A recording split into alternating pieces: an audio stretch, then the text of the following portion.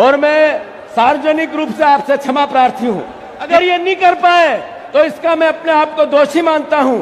और आज देश का संविधान नरेंद्र मोदी जी के हाथों में है, इसलिए देश में 600 से ज्यादा विधायक और सांसदों की खरीद बिक्री हो रही है।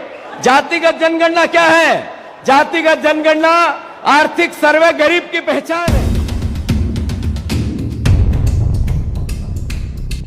यहां उपस्थित पूरा कांग्रेस परिवार, पूरा जिला अध्यक्ष से लेके ब्लॉक अध्यक्ष से लेके सभी सम्मानित आप सब, मैं आप सबका स्वागत करता हूं, धन्यवाद देता हूं। और खूब ढेर सारी इसलिए कि संघर्ष की राह पर आप सब सहयोग कर रहे हो, इसके लिए मैं आप सबका स्वागत करता हूं।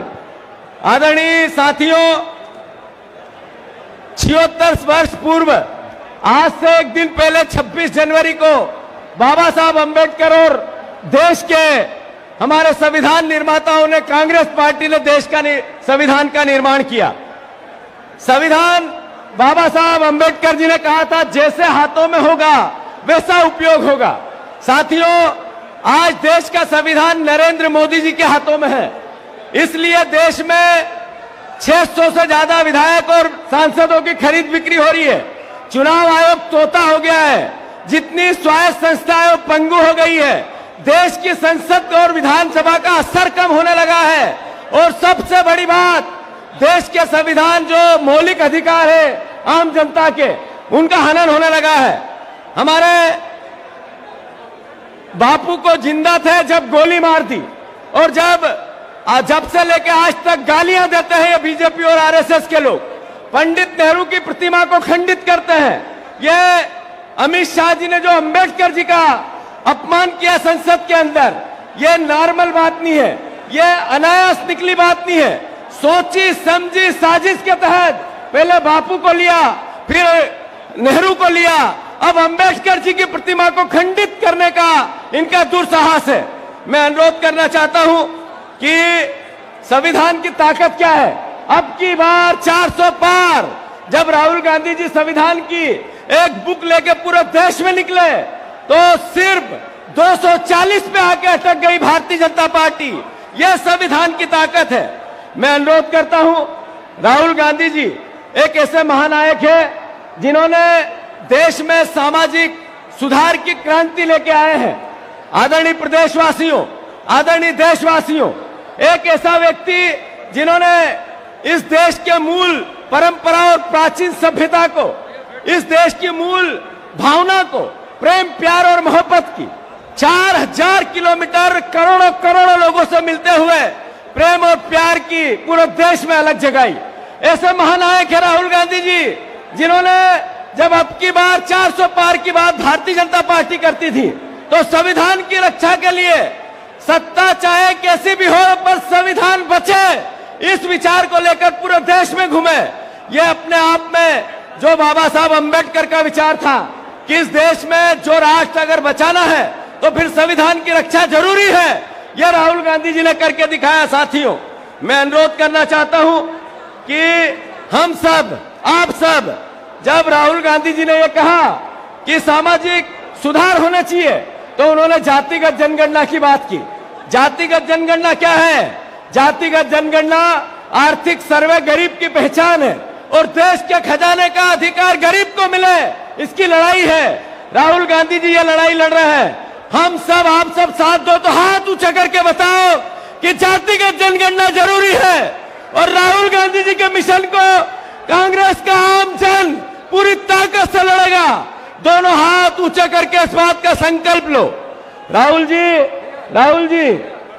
जी, मैं अनुरोध करना चाहता हूं कि मध्य प्रदेश कांग्रेस कमेटी ने निर्णय लिया है, सभी हमारे बब्बर शहरों के सहयोग और सारे नेताओं के आशीर्वाद से, आदरणीय राहुल जी, मध्य प्रदेश कांग्रेस कमेटी ने निर्णय लिया है, संकल्प लिया है, जातिगत जनगणना कांग्रेस पार्टी घर घर जाकर एक नया उदाहरण देश में पेश करेगी। एक साल में संकल्प के साथ जातिगत जनगणना कांग्रेस पार्टी प्राइवेट सेक्टर में करा के देगी। यह हम संकल्प लेते हो कि नहीं लेते हो? मैं फिर से ज्यादा कुछ न बोलते हुए इतना अनुरोध करना चाहता हूं कि हम सब परिवार के लोग एक साल पहले जब हम विधानसभा का चुनाव हारे थे, बहुत निराशा थी, अद्भुत भयंकर निराशा। पर मेरे परिवार के लोगों की आपकी सहायता, सहयोग और उत्साह ने, और सभी नेता जो मध्य प्रदेश के हैं, इनके सहयोग ने आज 1 साल बाद कांग्रेस पार्टी उसी ताकत से फिर प्रदेश में खड़ी हुई है। हुई या नहीं हुई, हाथ ऊंचे करके बताओ। मैं फिर से राहुल जी आपको भरोसा दिलाता हूं, कांग्रेस पार्टी का पुराना वैभव हम सब परिवार के लोग मिलकर जो मंच पे है, सारे विधायकगण, सारे वरिष्ठजन और ये बब्बर शेल मिलकर संकल्प के साथ एक दिन नहीं सोएंगे। पूरा 4 साल, जैसे 6 महीने बाद चुनाव है, इस परिकल्पना से लड़ेंगे और कांग्रेस पार्टी का जो पूरे देश में आने वाला समय राहुल गांधी जी के नेतृत्व में बनने वाला, उसमें अपना सहयोग देंगे। और मैं सार्वजनिक रूप से आपसे क्षमा प्रार्थी हूं कि लोकसभा चुनाव में मध्य प्रदेश का जो 10 सीट का आपको सहयोग मिल जाता तो नरेंद्र मोदी की नैया रुक जाती। अगर ये नहीं कर पाए तो इसका मैं अपने आप को दोषी मानता हूं और हम सब मिलकर इसकी भरपाई आने वाले समय में करेंगे। इसी भाव के साथ मैं इतना ही अनुरोध करता हूं कि बीजेपी ने मोदी गारंटी दी थी विधानसभा चुनाव में, 2700 के गेहूं का बोला था, पूरे हुए क्या?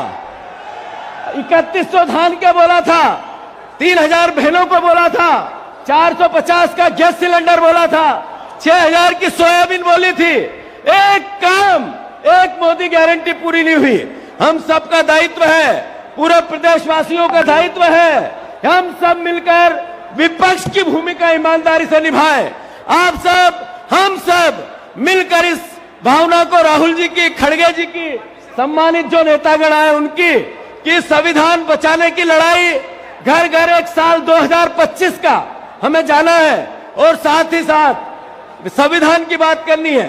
सुदृढ़ और एक अच्छा आइडियल संगठन आम जनता में पहुंच बनाए, निचले स्तर पर पंचायतों पर ग्राम पंचायत का गठन हो और कांग्रेस पार्टी निचले स्तर से खड़ी हो। वैचारिक रूप से कांग्रेस पार्टी कांग्रेस के विचार को जिए और आम जनता को जोड़े। इस भावना के साथ हम सब संकल्प लेते हैं। मैं फिर से राहुल जी का स्वागत करता हूं, खड़गे जी का स्वागत करता हूं, सम्मानित सभी नेताओं का स्वागत करता हूं और सब यहां उपस्थित परिवारजनों का आभार मानता हूं। भारत माता की धन्यवाद। अब मैं उस